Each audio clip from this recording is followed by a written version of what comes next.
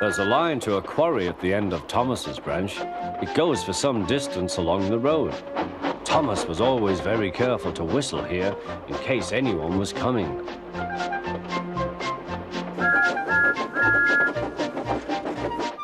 Early one morning, a large policeman was sitting close to the line. Thomas liked policemen. He had been a great friend of the constable who had just retired. Peep, peep, he whistled, "Good morning." Thomas expected that the new constable would be friendly too, but was sorry to see that he didn't look friendly at all. He was red in the face and very cross. "Disgraceful," he spluttered. "I didn't sleep a wink last night. It was so quiet, and now engines come whistling suddenly behind me." "I'm sorry, sir," said Thomas. "I only said good morning." The policeman pointed to Thomas. "Where's your cowcatcher?" he asked. "But I don't catch cows, sir." "Don't be funny," snapped the policeman. He looked at Thomas's wheels. No side plates either, and he wrote in his notebook, "Engines going on public roads must have their wheels covered and a cowcatcher in front to protect people and animals from being dragged under the wheels if they stray onto the line. You haven't, so you are dangerous." "Rubbish," said Thomas's driver. "We've been along here hundreds of times and never had an accident." "That makes it worse," the policeman answered. He wrote "regular lawbreaker" in his book. Thomas puffed sadly away.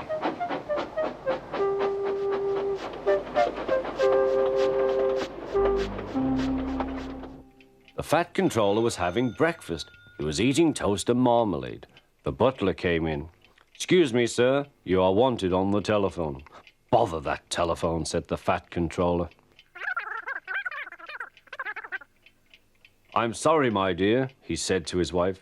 "Thomas is in trouble with the police, and I must go at once."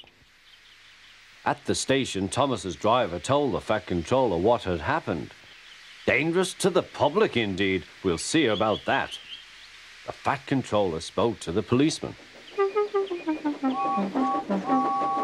But however much he argued with him, it was no good. "The law is the law," he said, "and we can't change it."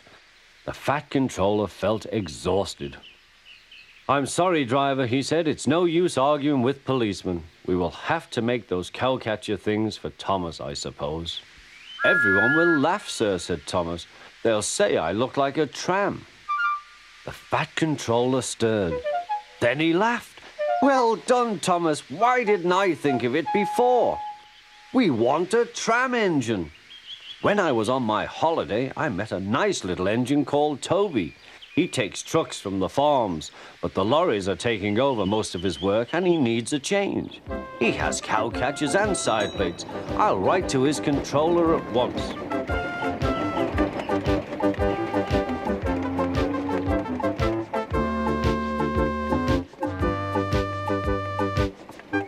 A few days later, Toby arrived. "That's a good engine," said the fat controller. "I see you've brought your coach, Henrietta." "You don't mind, do you, sir?" asked Toby. "The station master wanted to use her as a hen house, and that would never do." "No, indeed," said the fat controller. "We couldn't allow that."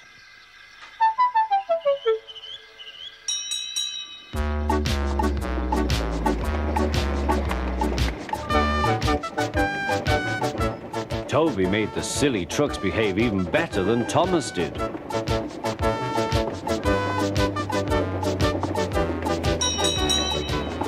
Oi, you!